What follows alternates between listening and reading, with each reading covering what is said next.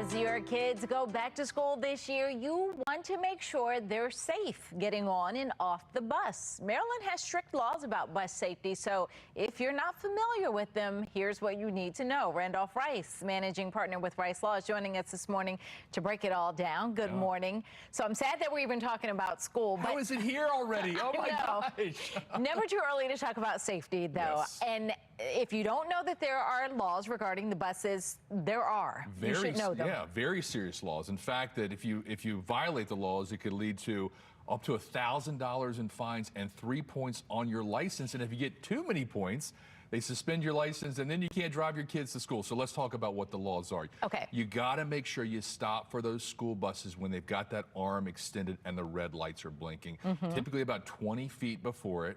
And you got to make sure, even if you're on a divided highway, you got to make sure you're stopping as well. So my general rule is if I see a bus with red lights, just stop. It doesn't matter what it is. And so that's the thing. People are saying, well, I'm not behind the bus, I'm not near it. But even if you're on the other side of the street coming up, because I know someone who got a ticket that way, and they were like, well, they're over there. Right. Doesn't matter. Doesn't matter, because theoretically a kid could be coming across the street from the other side. They want to make sure you're stopping. So the only exception is if there is a divided lane with some sort of barrier, like a Jersey wall, you don't have to stop.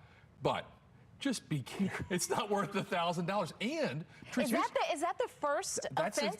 That's the max penalty. Now, the schools in most of the districts around here are now putting cameras on the buses, like the ticket cameras. Those fines are a little bit lower, $250. Okay. But if you're caught by a police officer, it's a That's a lot more serious. And trust me, when I go to court and I see people that violate this law, judges are not happy. Not happy. And so you can't plead, oh, I didn't know. The judge is going to say, you should know. It's part of driving. You should know. We're talking about it right here, and everybody's watching Fox 45 to hear about it. Okay, and it makes a difference because, you know, the kids they're not looking necessarily. They're kids. They're getting off the bus. They're running home. Yes. We need to be the responsible ones. That's exactly right. They're worried about their phone or their headphones, or they're talking to their friends. And you know how kids are. Their brains are not focused on roads and driving. I mean, even with my kids all the time, I'm always like, look both ways, you know? They just don't think about these things. So another thing, teach your kids defensive pedestrian. Be a defensive pedestrian.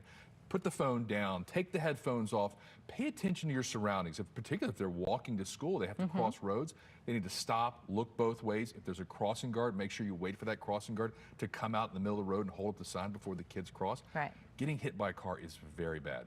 Been there, done that. I know. Yeah, uh-oh. All right. Well, thank you so much. It's good to know, and we got to start thinking about that and sharing the road as we go back to school. Well,